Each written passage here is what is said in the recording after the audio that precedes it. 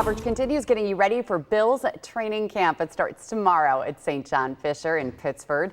Can you believe it? Yeah, we are just 24 hours away from getting our first look at everyone on the field. Our sports team has been taking you through the team-by-team position, or position by position on the team. And this morning, our Channel 2 sports director, John Scott, looks at the fringe, identifying guys that he believes are on the roster bubble. The path to the Bills' initial 53-man roster always comes down to a few guys fighting for the final spots. I've got them keeping 5 wide receivers, but there's some I think can potentially push that number to 6.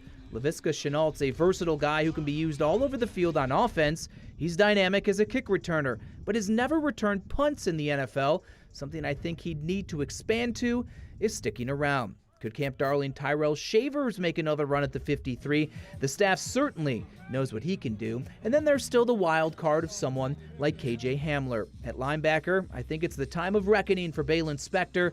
He was out with an injury again this spring, the latest in what's really been his story since being drafted in 2022. Last year's 5th-round pick, Edefuan Ulafosio, needs to show it, but I think this team values young players to develop. There's also the vet Shaq Thompson coming off an Achilles tear. Man, is the secondary stacked, especially cornerback. Jamarcus Ingram's impressed whenever given the opportunity, but he's going to need to be his very best to make this team again. Dane Jackson's a feel-good reunion story, but he too appears to have a tall task ahead to play for the Bills again. I believe the greatest challenger to both is rookie Dorian Strong. The 6th-round pick is good size, and we know how much this regime prioritizes their latest draft picks. So there are some names to keep an eye on as the weeks roll along to see if someone separates to grab one of those last roster spots.